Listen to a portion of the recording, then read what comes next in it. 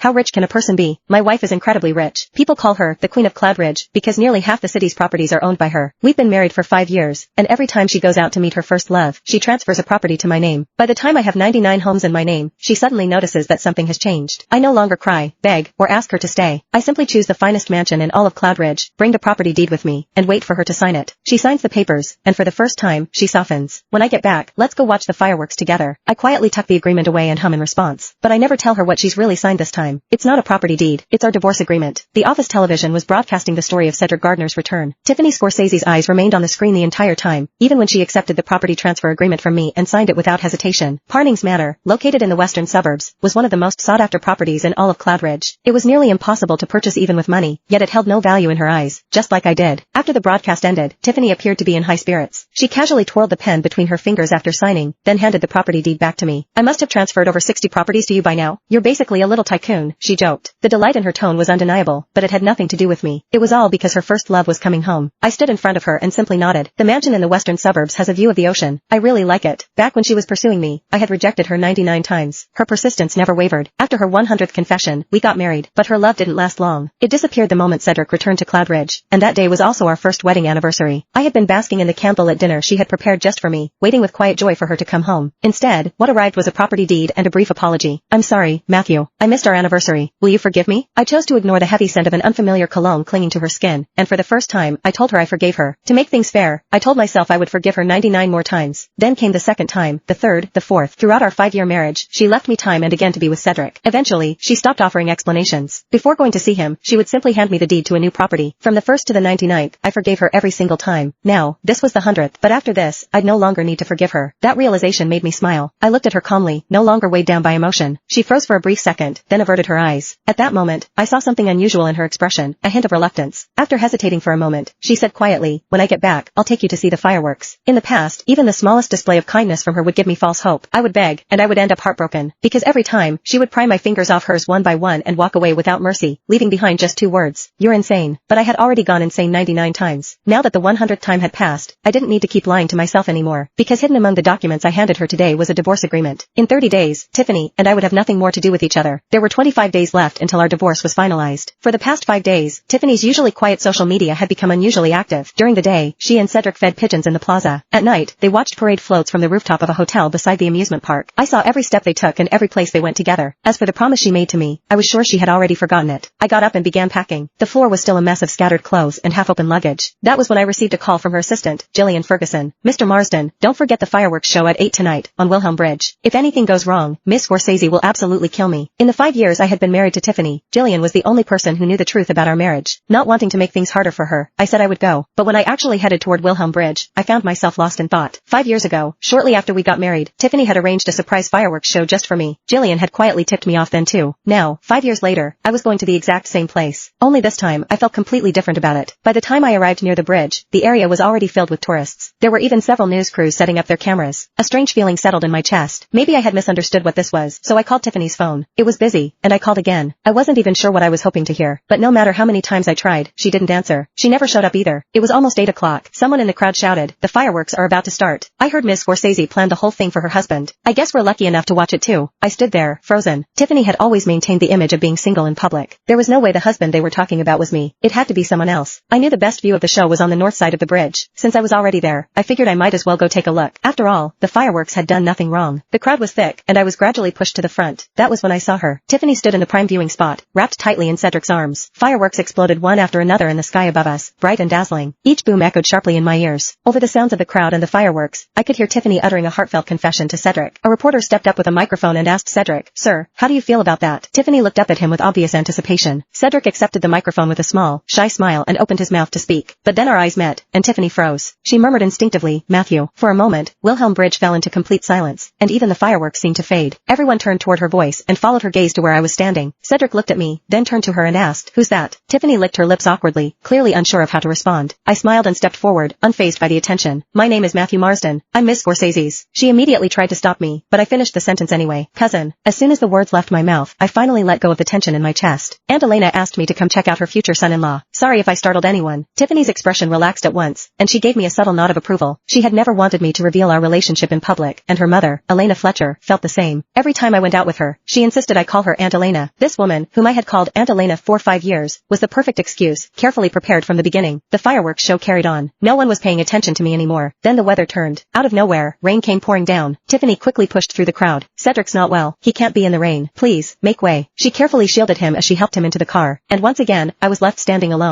The rain was ice cold, but I didn't feel a thing. Maybe 5 years of marriage had already numbed me. I got home and took a hot shower. By the time I came out, Tiffany was in the living room. She hesitated, then actually thanked me. Thank you for stepping in out there. I mean, we're still secretly married. If things had come out, it wouldn't have looked good for Cedric. One day, I'll find a way to make our relationship public. I didn't remind her that there would be no more chances to go public. This marriage was already ending, and it might as well be erased from existence. It was better for both of us. Then, as if remembering, she asked, but why were you even there? I smiled and looked at her for a long time without saying a word. Only when her gaze started to shift did I finally speak. Jillian asked me to go. Only then did she remember that the fireworks show had originally been something she promised me, but she had been too busy enjoying her time with Cedric to even think about it. Sorry, next week. Wait, no, I have to travel for work. Next month, for sure. I'll take you then. I shook my head. Let's see when the time comes. Tiffany seemed pleased by how easy I was being. She gave me a light hug. Never before had her arms felt so cold. She did end up going on that business trip, just as she said. Only this time, she brought Cedric with her. Outside of work, they went for candlelit dinners, visited museums, and ate seafood at a street stall she had never been willing to visit with me. She had once said to me, I'm a CEO. I can't eat at places like that. It's beneath me. But in front of Cedric, Tiffany had no status to maintain. She was just a woman in love. 3 days until the deadline, Tiffany finally came home. She had been away for over 2 weeks, and during that time, I never once contacted her. Looking at the spotless mansion, she realized, perhaps for the first time, what I had contributed to our 5 years of marriage. Babe, you've worked so hard, she said. It had been so long since I last heard her call me that. I couldn't even remember when it was. I was thinking of taking you to see the fireworks the day after tomorrow, but they've recently banned all firework displays. I could hear it in her tone. She simply didn't want to go with me anymore. Cedric had probably said something. Then don't worry about it, I replied. Tiffany paused, clearly caught off guard that I was letting it go so easily. Are you sure you don't mind? If this were before, I would have lost it and demanded to know why she never kept her promises. But now, her empty words no longer mattered to me. It's just fireworks. It doesn't matter. Just like Tiffany, she didn't matter anymore either. After a long silence, she spoke again. Then, how about I take you to that mansion in the western suburbs the day after tomorrow? I heard you can see hot air balloons from there. I glanced at my phone. The calendar showed that the day after tomorrow was Valentine's Day. Would she really come see me on such an important day? She was probably just brushing me off.